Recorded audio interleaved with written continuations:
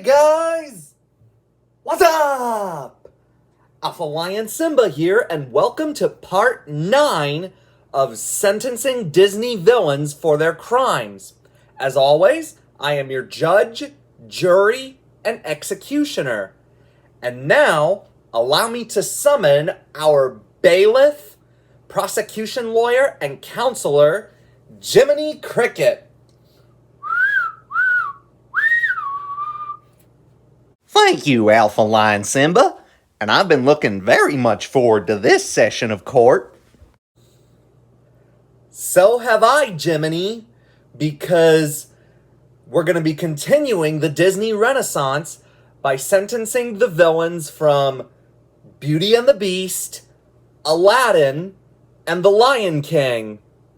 So, with no further ado, court is now officially in session.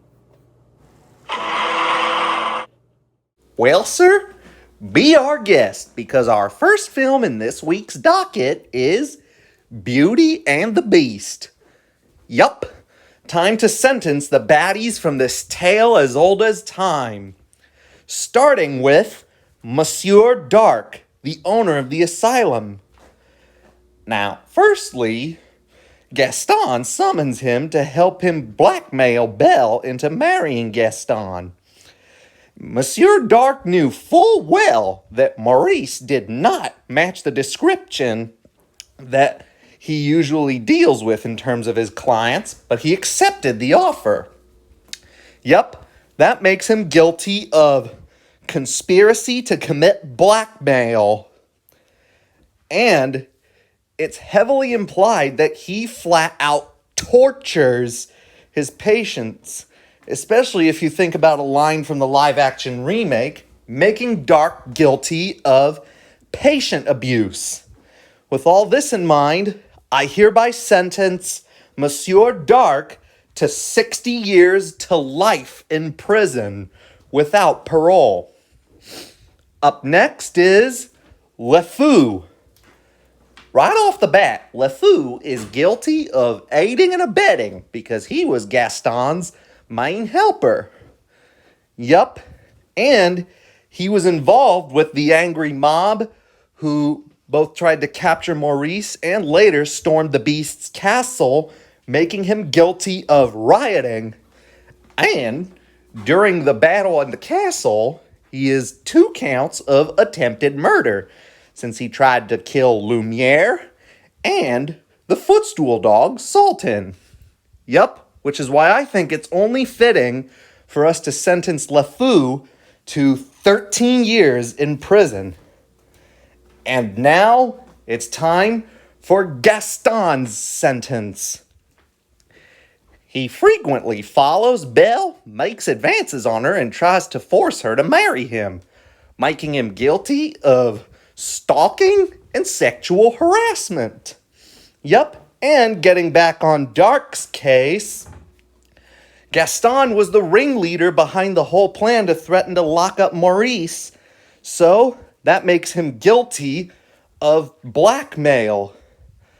And when Belle reveals the truth about the Beast, Gaston rallied up the mob to go and kill him, which makes him guilty of inciting a riot.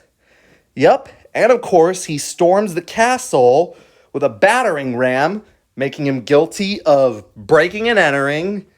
And of course he tried to kill the Beast, making him guilty of attempted murder.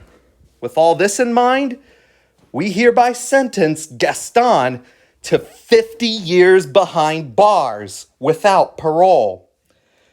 Well, we can add a new verse to that song. No one does time in the clink like Gaston. Now, isn't that right, Alpha? Good one, Jiminy. Anyway, let's move on. All right, now come on down, stop on by, hop a carpet and fly to another Arabian night, because it's time to sentence the villains from Aladdin. Starting with Gazim. Now, he has a very small role in the film compared to our other villains, but still, we're not letting him off the hook.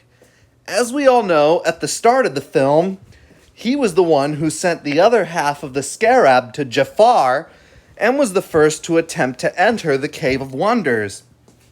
Well, he describes himself as a humble thief, if thieves are even humble to begin with, but I digress. So, that automatically makes Gazim guilty of theft. Yup, and when he met up with Jafar, he already said that he had to slit a few throats to get the other half of the scarab, which makes him guilty of murder. With all this in mind, I hereby sentence Gazim to life in prison without parole. Up next is Razoul, the captain of the guards. Now, technically, one can make the argument that Razoul was just doing his duty, but he has a few crimes underneath his belt. For example, let's talk about the time he captured Aladdin after Jasmine ran away. She ordered him to release Aladdin. You would think, given that she's the daughter of the Sultan, that he would obey her commands. But nope. That's right. He flat out said this. I would, Princess, except my orders come from Jafar. You'll have to take it up with him. Let me play that one more time. I would, Princess, except my orders come from Jafar. You'll have to take it up with him. That's right. Razoul was taking orders from Agrabah enemy number 1. So, that makes him guilty of aiding and abetting. And of course, there's the part of the movie where Jafar tried to give Aladdin cement shoes. Razoul was the one who knocked him out and threw him into the ocean, complete with an evil laugh. So, that also makes Razoul guilty of attempted murder. With all of that in mind, I hereby sentence Razoul to 25 years in prison. And when he gets out, he's going to have to spend the remainder of his life as Aladdin's personal servant. Up next is Iago. Now, Iago was Jafar's right-hand bird and gave him ideas on how to overthrow the Sultan and take over Agrabah, which already makes him guilty of both aiding and abetting and treason. Not to mention, after distracting Aladdin, he was the one who stole the lamp and gave it to Jafar, making him guilty of theft. So, what to do with his sentence? Wait, Your Honor! I object! Sustained, Iago. You may proceed. Now look, I admit I am guilty of helping out Jafar, but even then, while I was under his servitude, he didn't treat me all that well. And, not to mention, don't even get me started on the time we were stuck in the lamp, because he just kept nagging and nagging. Are we out yet? Are we out yet? And thus, he provoked me, and of course, I helped Aladdin defeat Jafar again. If you remember the events of the sequel. Yup, and since then, I have stayed with the genie and the monkey as one of Aladdin's palace pals. Well, you do have a point there, Iago. So I shall spare you from any prison time, and instead, I shall sentence you to just 1 year of community service. Oh, thank you so much, Alpha! I promise you, I'll do you plenty proud. In fact, I'll even go steal treasure from thieves and give them to the poor. Good idea, Iago. However, Jafar will not be getting off so easily, as he is Agrabah enemy number 1. Agrabah enemy number 1 is right, Jiminy, because his plans to overthrow the Sultan automatically make him guilty of treason, and he was the one who sent Iago to steal the lamp in the first place, which means that he too is guilty of theft. But he has also tried to kill Aladdin 3 times in the film. Once in the Cave of Wonders, again when he tried to give him cement shoes, and during the climax, which automatically gives Jafar 3 counts of attempted murder. Plus, he has made many advances on Jasmine and tried to force her to marry him, which, like Gaston, makes him guilty of sexual harassment. With all that in mind, I think that Jafar is deserving of nothing less than the death penalty. And the execution manner shall be the Arabian execution of beheading. And of course, I saved the best film in the docket for last. Hakuna Matata, it's The Lion King. Now it's time to put those bad guys from the movie in their rightful places in the circle of life. Starting with those slobbering, mangy, stupid poachers, Banzai, Shenzi, and Ed. Now, they frequently trespass into the Pride Lands and try to hunt down entire herds of animals, which accounts to both poaching, as they are hunting on land that is not theirs, and terrorism. And they've tried to kill Simba 3 times throughout the film, and they once tried to kill Timon, giving them 4 counts of attempted murder.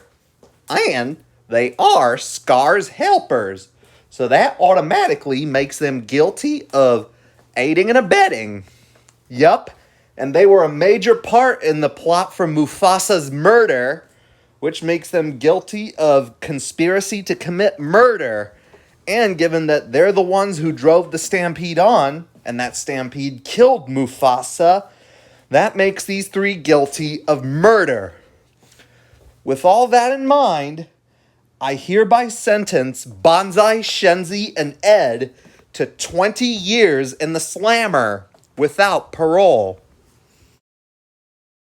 And our final villain to stand trial for today is none other than Scar. Let's get the obvious one out of the way. Scar is guilty of murder, as he killed his own brother, Mufasa, in cold blood just so that he could be king of the Pride Lands.